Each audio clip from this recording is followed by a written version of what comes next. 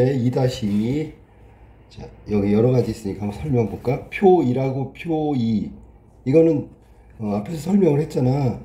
세대 간의 이동 내용은 앞에 설명한 걸로 하고, 그걸 다시 한번 잘 보고, 여기서 나에서 설명할 수 있는 수직 이동의 의미, 수직 이동. 요건 이제 계층 간의 이동을 말하는 거야. 그다음에 한국 사회 자녀 세대에게 발생한 수직 이동의 원인과 사회 문제를 가하고 다하고 라를 참고하여 논의하시오. 먼저 가제 신문에 나와 있는 건 뭐냐면 사회 계층에 관한 얘기를 설명하고 있어. 자, 자원과 기회가 차등적으로 분배된 결과 비슷한 수준의 사회적 자원을 가진 사람들의 위계적인 층을 이루는데, 이게 상층, 중층, 하층으로 구조적으로 되어 있다라고 얘기하는 거고, 사회 계층 구조는 한 사회의 희소한 자원이 불평등하게 분배되고 그러한 불평등이 지속되어 일정하게 틀 지어진 형태를 말한다. 그래서 이따가 그림을 보면 알겠지만 그런 어떤 그림의 형태로 설명할 수 있다. 일반적으로 사회계층은 상층, 중층, 하층 이렇게 구조가 자원이 평등하게 분배되지 못한 상황에서 굳어진 거야. 상층, 중층, 하층. 사회계층 구조의 유형은 시대나 사회에 따라 다양하게 나타나지만 계층 구성원의 비율, 상층이 얼마나 차지하고 중층이 얼마나 차지하고 하층이 얼마나 차지하는가의 비율에 따라서 피라미드처럼 생겼으니까 다이아몬드형, 타원형, 모래시계형 계층 구조로 구분할 수 있다. 피라미드형 계층 구조는 우리가 피라미드는 보통 삼각형이지, 하층은 비율이 높고 상층은 비율이 가장 낮은 형태의 계층 구조다. 소수의 상층이 사회적 자본이 대부분 독점하기 때문에 사회 안정도가 떨어질 가능성이 높다. 전근대적인 신분사회나 오늘날의 저개발 국가 등이 여기에 속한다. 피라미드형 계층구조. 두 번째, 다이아몬드형 계층구조는 이렇게 돼야 되겠지. 다이아몬드 계층구조는 상층이나 하층보다 중층의 비율이 높은 형태, 근대사회 이후에 산업사회가 되면서 나타나는 계층구조. 산업화로 사회가 더 오픈화되면서 이런 전문직의 중간계층이 두터워졌어.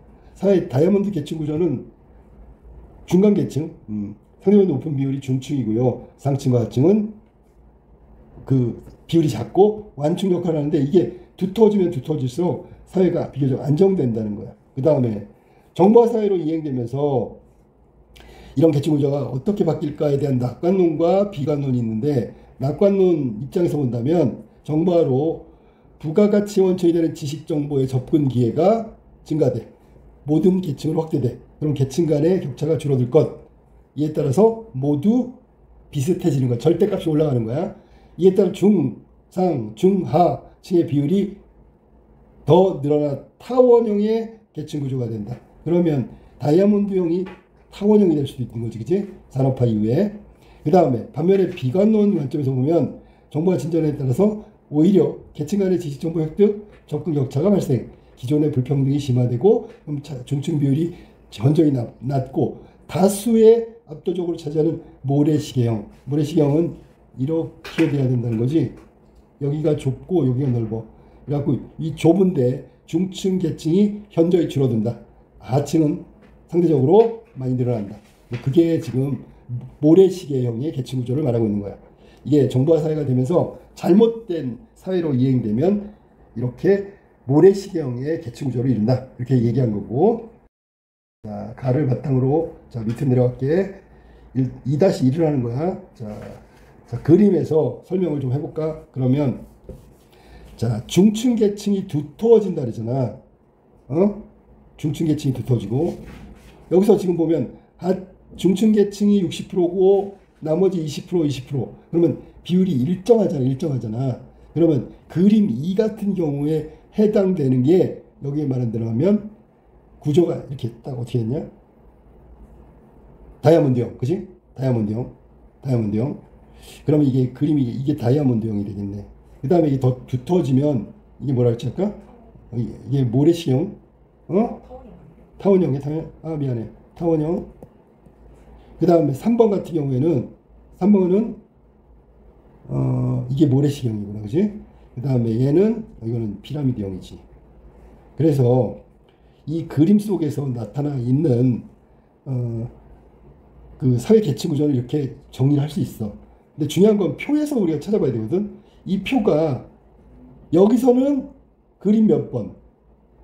아냐? 그림 몇 번이라는 게 무슨 구조냐는 거지.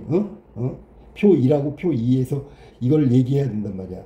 그러면 표 2를 얘기하다 보면 어떤 사회계층 구조에서 어떤 사회계층 구조로 바뀌었다는 얘기를 할 수 있잖아. 그러면 어떤 사회에서 어떤 사회로 바뀌었다고 얘기할 수 있겠지, 그지? 자, 그럼 표 분석하고 나서 얘기해. 표 1번 한번 볼게요. 표 1번.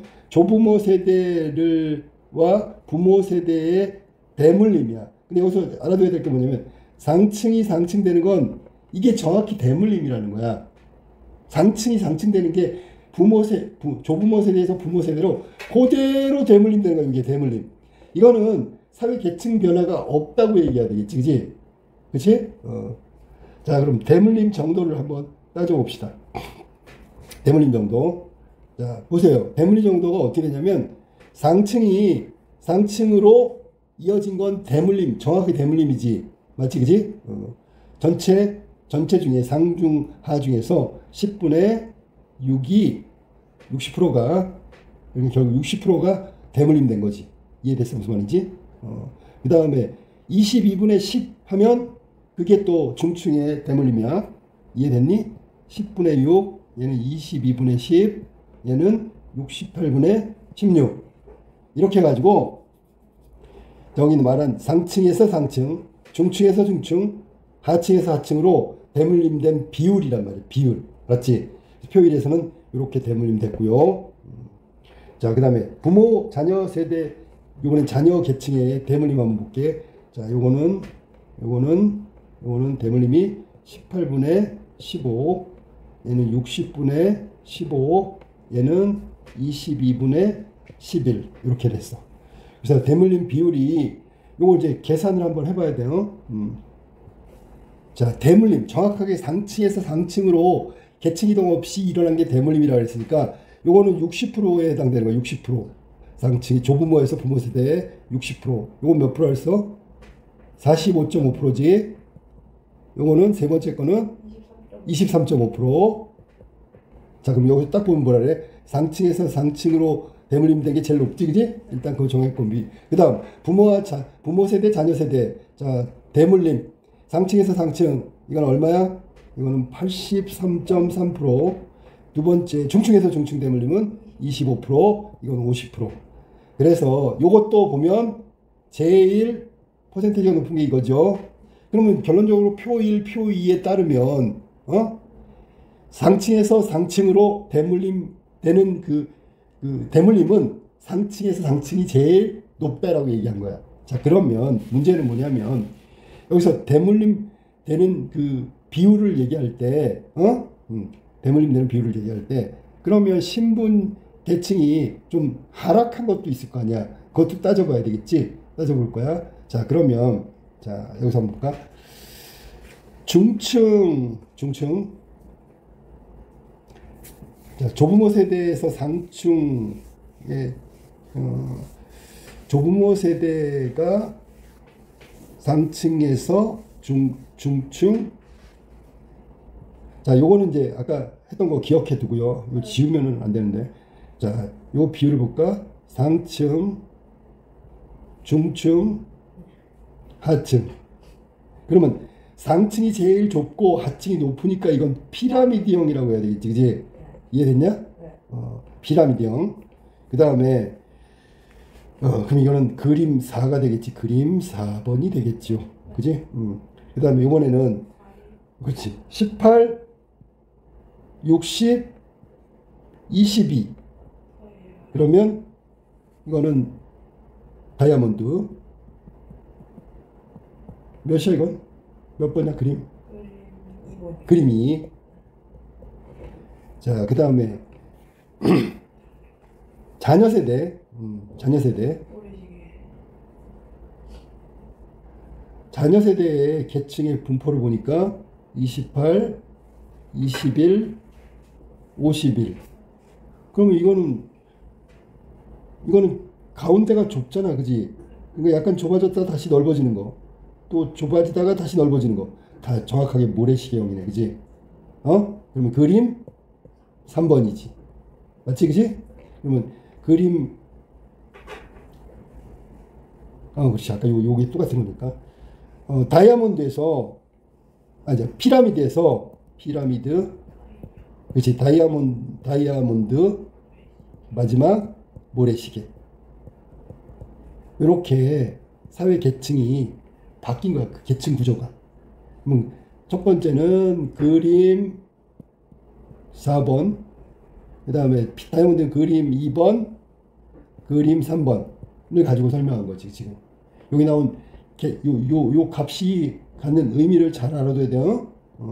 이렇게 똑같은 거고, 마지막에 이렇게 자녀 세대가 나타난 거야. 그래서 그림 4, 그림 2, 그림 3으로 설명할 수 있고요. 조부모 세대, 부모 세대, 자녀 세대 사회 계층 구조에 대한 그림으로 설명할 수 있다. 그다음 표 1과 표 2에 나타난 대물림 비율은 아까도 얘기했지만 상층에서 상층으로 이어지는 대물림 비율이 가장 높고, 맞죠? 그 다음에 부모 세대, 조부모 세대에서 부모 세대, 중층과 중층의 대물림은 45%야. 근데 여기는 지금 25%뚝 떨어졌잖아. 그러면 중층에서 중층으로 대물림 되는 건 조부모 세대에서 부모 세대로 가는 게 부모 세대에서 자녀 세대로 가는 것보다 높다는 얘기는 중층에서 중층으로 가는 비율이 높다 그런 얘기야. 자, 그 다음에 맨 마지막에 여기 보니까 자녀 세대에 보니까 이게 비율이 따져보니까 하층으로 가는 비율이 이렇게 높아졌어. 자, 이거는 이제 해석을 설명해야 되겠지, 그지? 이거를 종합적으로 해석하면 어떻게 되냐면, 자, 부모 세대 하층 대물림은 높아나죠? 낮지? 왜냐면 23% 정도밖에 안 되니까. 그러면 하층에서 세대 간 상승의 것이 올라갔다. 상승이 좀 늘어난 거지, 그지? 그 다음에 부모 세대는 조부모 세대에 비해서 하층 비율은 줄고 중상층 비율이 늘어나 가난이 약화됐다. 계층이 상승했다. 이렇게 얘기할 수 있어. 근데 자녀 세대는 상층은 여전히 높아, 비율이. 근데 중층은 줄어들고 하층은 늘었단 말이야.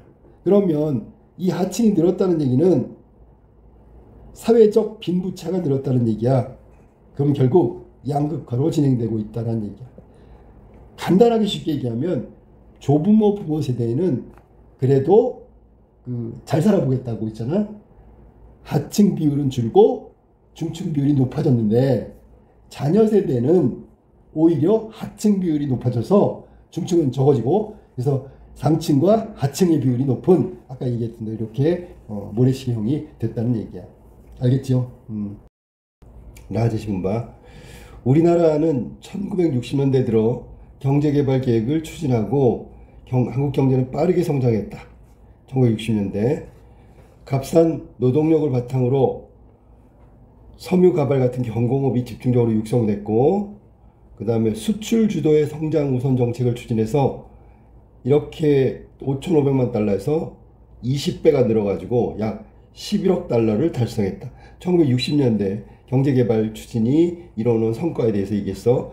60년대 다음에 70년대로 넘어가면 중화학공업단지를 조성하고 철강, 석유, 화학, 기계, 전자, 자동차 같은 중화학공업을 중심으로 이렇게 경제발전을 또 이렇게 된 거야. 이 시기에 두 차례에 걸쳐서 석유파동이라는 경제적 타격을 입기도 했으나 꾸준히 성장 유지의 경제정책을 추진한 결과 절대 빈곤의 인구는 줄어들었어. 이 70년대야. 그러나 중화공업과 대기업 위주의 성장 정책, 이래서 농업 부분과 중소기업의 저성장이라는 경제적 불균형 문제가 나타났어. 그러니까 중화공업은 발전하고 대기업 위주의 성장 정책으로 대기업도 발전했지만 얘네들은 농업 부분과 중소기업은 저성장을 이루었다. 지금 딱 1970년대 상황을 얘기한 거야.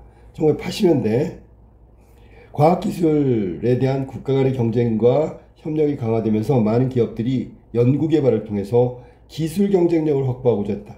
80년대 중반 이후에 저달러, 저유가, 저금리 현상으로 3저라는 호황을 누리면서 고도 성장 시기를 맞이하였다.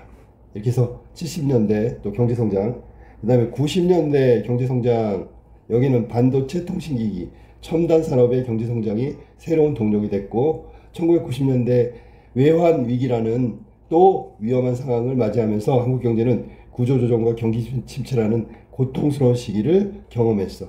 이 시기에 우리나라의 경제성장률은 역대 최저를 기록했고 실업률은 반대로 상승했다. 어려운 시기였죠. 2000년대 초 수출 호조에 힘입어 경기가 다시 회복하고 국민 경제 주체의 노력으로 빠르게 외환 위기를 극복할 수 있었고, 우리나라 산업 구조는 노동력과 자본 중심의 산업 사회에서 지식 중심의 정보화 사회로 이행됐다.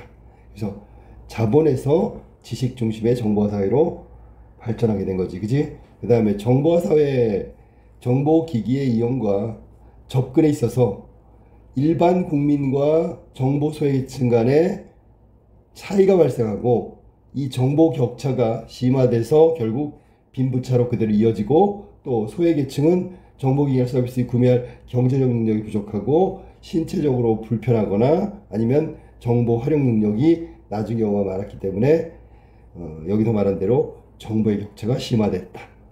또한 정보의 격차는 소득이나 부의 불평등을 초래해서 사회의 경제적 격차를 심화하는 요인이 되기도 하였다. 그래서 정보의 격차가 결국은 소득의 격차로 이어졌고요. 부의 불평등한 어떤 균형이 깨져버리는 불균형 상태. 그래서 사회 경제적 격차가 심화하는 요인으로 작용했다. 이게 라가 지금 설명하고 있는 건 1960년대부터 2000년대까지 우리 경제 상황, 경제 발전 도중에 이제 IMF라든지 위에서 말하는 석유 파동이라든지 이런 경제 성장의 걸림돌이 있었지만 그걸 이렇게 무난히 이겨내면서 성장을 쭉 이루었다는 통속 관점으로 쭉 설명하고 있는 게 라의 표 1과 표 2는 앞에서 설명했고요. 세대 간의 이동이 있었고 계층 간의 이동이 있었고 대물림 이런 것들에 대한 설명을 했었어. 여기서 수직 이동은 계층 간의 이동을 의미하는 거고, 자녀 세대에게 발생한 수직 이동의 원인 그리고 사회 문제를 가, 다, 라에 나온 것을 참고해 가지고 논의하시오. 자, 그러면 일단 가에서 나온 거, 다에서 나온 거, 라에서 나온 거 이런 것들 다 여기 종합적으로 판단하면 내용이 이렇게 좀 정리하면 되는 거야. 수직이동이라는 건, 수직이동은 당연히 상승도 있고 하강도 있겠지. 상층에서 중층에서 하층으로 계층 간의 이동이 아래 위로 이동하는 건데, 상승 이동도 있을 뿐만 아니라 하강 이동도 있다. 자, 그래서 표 1에서 보면 우리가 앞에서 했던 걸 정리하면 뭐냐면 조부모 세대하고 부모 세대가 있고요. 이 두 세대 간의 이동을 보면 앞에 표에서 했던 거야. 자, 전체 부모 세대가 60% 정도 상승했다 그랬지, 그지? 그거 확인해. 그리고 하층 조부모를 둔 부모, 자, 부모 같은 경우에는 하층 조부모에서 부모 세대로 어떻게 이동하냐면 48%가 중층으로 이동했다고 설명했어. 그 다음에 하강 이동은, 이건 이제 중층으로 올라왔으니까 상승한 거지, 그지? 하층에서 중층으로 이동한 게 48%, 수직 이동이 상승이지, 그지? 그 다음에 하강 이동은 따져보니까 8% 정도, 요거는 하강 이동했다. 중층에서 하층 혹은 상층에서 중층이나 하층으로 이동한 게 8% 정도. 그러면 조부모 세대에서 부모 세대는 수직 상승한 경향이 더 훨씬 높고요. 하강한 건 조금밖에 안 된다. 이렇게 결론 내릴 수 있겠지, 그지? 이게 표 1에 나온 거야. 그 다음에 표 2에서는 표를 보면서 하는 게 낫겠다. 표 2에서는, 자, 표 2에서는 지금 얘기한 건 상층이 48%, 하층으로 이동한 건 8%밖에 안 된다 그랬지, 그지? 48%, 중층 이동, 하강은 8%. 자, 그 다음에 표 2에서는 부모, 자녀 간의 수직 이동을 좀 따져봐야 되는데, 자녀 세대는 18% 정도, 이거 다 했던 거야. 18% 정도 부모보다 올라갔고, 반면에 부모 세대보다 낮은 계층으로 이동한 하강 이동은 41%로 상승보다는 훨씬 더 하강폭이 컸다. 요거를 이제 알 수 있는 거야. 하강이 컸다. 그러면 여기선 자녀 세대, 즉 부모 세대에서 자녀 세대로 넘어가면서 수직 이동은 하강 이동이 훨씬 더 두드러졌다라고 얘기할 수 있는 거야. 18하고 41을 비교하니까. 그죠? 그 다음에 중층, 여기서 중층 부모 세대가 여기 보면 하층으로, 자녀 세대는 하층으로 이동됐다. 중층 이하가 하층 이동이 38%지, 그지? 38%로 이동해서 중층이 원래는 부모 세대의 중층인 경우는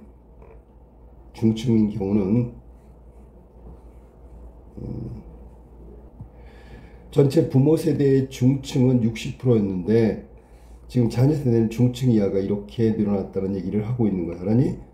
거의 72%잖아. 그지? 여기서는 중층 하층을 다 해서 72%지만 하층만 보면 이렇게 38%의 중층에서 하층으로 이동한 걸 알 수 있다. 알았니? 그러면 이거는 중층이 구조가 붕괴됐다고 얘기할 수 있는 거야.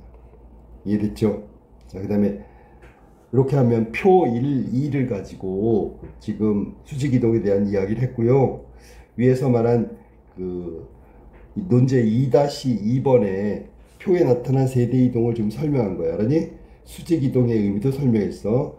그러니까 자녀 세대의 중층 붕괴는 하강 이동, 수직 하강 이동이 두드러진 이동이라고 말할 수 있는 거야. 그러면 결국 중층이라는 부분에서 본다면 부모 세대는 중층이 두터워졌고 자녀 세대의 경우에는 중층이 붕괴됐다.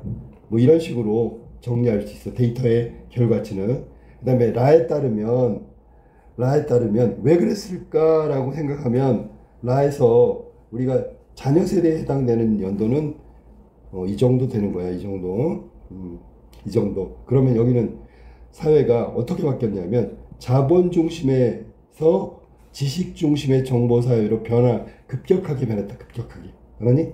그러면 정보화 사회가 되면 장점도 있겠지만 달라지는 건 뭐냐면 아까 나왔던 문제가 정보의 격차란 말이야. 중층이 정보 접근성이 어느 정도 된다면 하층은 정보의 접근성이 여기서 말한 대로 능력 부족, 신체적 불편, 활용 능력 부족, 소득 수준이 떨어지는 바람에 저렇게 정보에 대한 접근도 함께 떨어졌다. 그러니까 당연히 소득하고 부우 같은 경우가 추락할 수밖에 없는 거고 그 추락하는 게 바로 중층에서 하층으로 수직 하강했다는 얘기야. 알았니?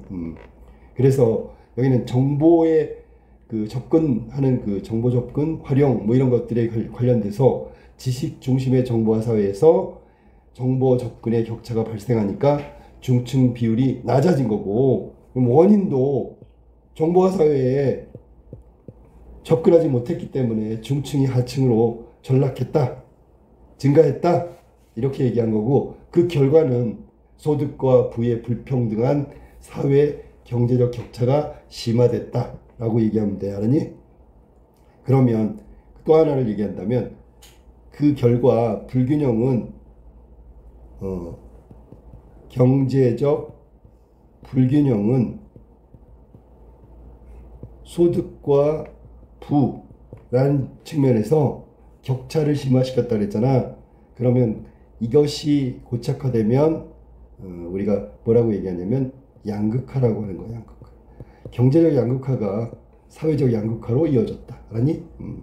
중층 이하의 자녀 세대가 하층으로 가면서 중층이 붕괴됐기 때문에 사회적 양극화와 또 하나를 얘기한다면 사회의 불안정을 초래하는 결과를 만들었다. 그런 상태가 됐다라고 결과까지 얘기하면 되겠네. 그렇게 해서 지금 내가 설명한 것들을 앞에서부터 쭉 정리하면 되겠어. 그래서 여기 지금 우리가 알아본 2-2의 답은 그런 것들을 정리하면 되겠다. 가다라의 참과라고 했으니까.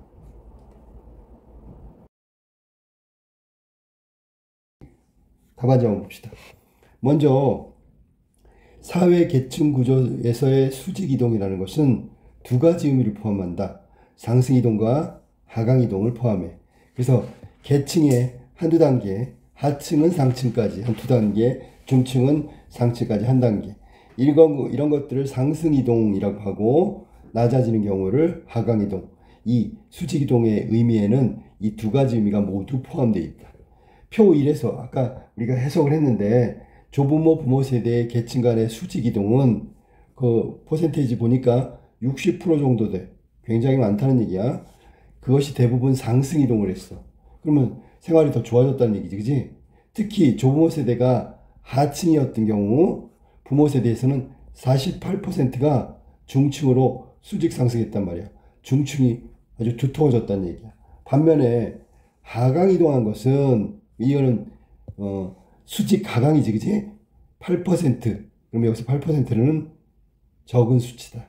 비교를 해보면 48%는 상승했고 8%는 하강했단 말이야. 그러니까 상승한 게 많고요. 또 하나는 그 다음에 나오지만 중층 계층의 증가가 두드러진 결과라고 해석할 수 있단 말이야. 중층이 두터워졌다. 우리가 얘기하는 뭐 중산층 뭐 이런 개념이야.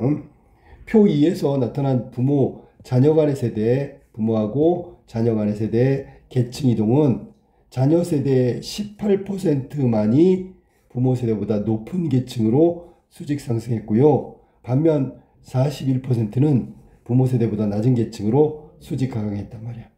그러면 여기서도 우리가 확인해 볼게. 41%는 떨어지고요. 18%는 올라갔어요. 조금밖에 안 올라갔잖아. 그러니까 여기서는 수직 하강 쪽에 무게를 둬야 되겠지, 그지? 특히 부모 세대가 중층이었어. 근데 자녀 세대는 38%가 하층으로 수직 하강했단 말이야. 하강하여 중층 계층의 붕괴 현상이라고 얘기할 수 있을 만큼의 커다란 변화가 있었다. 이게 두드러진 특징이야. 그래서 위에 부모 세대의 특징은 중층의 증가가 아주 눈에 띌 정도로 확대됐고요. 여기 지금 자녀 세대는 오히려 중층이 붕괴라는 게 다 무너져 버렸다는 거니까 수직 하강이 아주 심각하다. 앞에서 얘기한 것처럼 38%는 하강하고 그 다음에 그렇죠. 이 하강한 게 두드러진다고 했으니까 요것만 나왔네. 자, 그 다음에 요까지가 이제 표 1과 2를 가지고 계층의 수직 이동 변화를 얘기한 거야. 그러면 나머지를 가지고 얘기한다면 이거에 대한 해석은 왜 자녀 세대가 이렇게 중층의 붕괴를 일으켰는지에 대한 이야기를 해석을 보면 그 라의 연대별 경제 성장을 본다면 자녀 세대에 해당되는 게 2000년대란 말이야. 2000년대에 한국 사회는 산업 사회에서 지식 정보화 사회로 변화했단 말이야. 사회가 커다란 변화를 했다는 얘기야. 그러면 그 변화 속에서 즉 정보화 사회로의 이행은 중층 계층의 붕괴가 됐단 말이지. 아까 얘기했던 자녀 세대 붕괴를 의미하는 거야. 그러면 이렇게 붕괴되면 지식과 정보의 획득과 접근 면에서 따져본다면 중층은 더 접근할 수 있고 기회를 얻었지만 하층으로 전락한 경우에는 그런 정보 획득과 기회가 없어지게 된다. 접근의 기회조차 없다는 얘기지. 접근 기회와 활용, 정보에 대한 접근 기회, 획득, 활용 이런 면에서 더욱더 기회를 잃게 만들어줘. 그러면 정보화 사회에 적응해가지고 뭔가 생산적인 것을 해야 되는데 기회도 없고요, 활용도 못해. 그러면 정보의 격차는 점점 심해질 거고, 이건 소득과 부에 연결돼서 불평등이 현실로 이어지면서, 즉 부익부 빈익빈처럼 상층 계층은 소득도 늘고요, 부의 축적도 가능하지만 하층 계층은 소득도 줄고요. 부의 축적은 어림도 없는 얘기가 돼버린다. 그러면 결국은 사회적, 경제적 격차는 점점 심화되고 그런 결과를 낳게 된 거죠.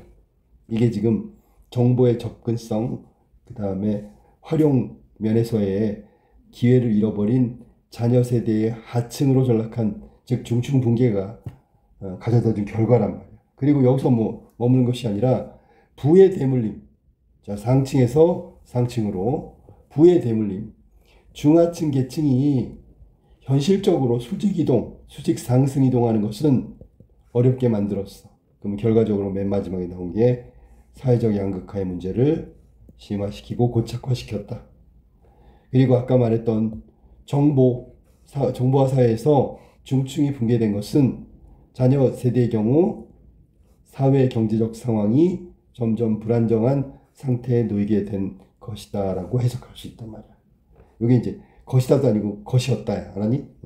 이게 사회의 변화에 혜택을 입지 못하거나 적응하지 못하거나 아니면 접근의 기회조차 얻지 못한 자녀 세대의 하층 계층이 겪게 되는 빈익빈 부익부 사회적 양극화의 현실은 바로 이런 것들로 인해서 나타난 결과라고 보면 되겠죠. 한마디로 얘기하면 사회 변화에 적응하지 못했다라는 얘기는 이들이 무능력해서 적응하지 못한 것이 아니라 경제적 부분이나 사회적 부분에 계층 구조의 하층으로의 전락이 그런 접근 기회라든지 활용이라든지 이런 부분을 제한하는 요소로 작용했기 때문에 더더욱 가난해지고 더더욱 소득이 줄고 불안정한 삶을 살아갈 수밖에 없는 처지에 놓이게 만든 것이다 라는 뜻이야.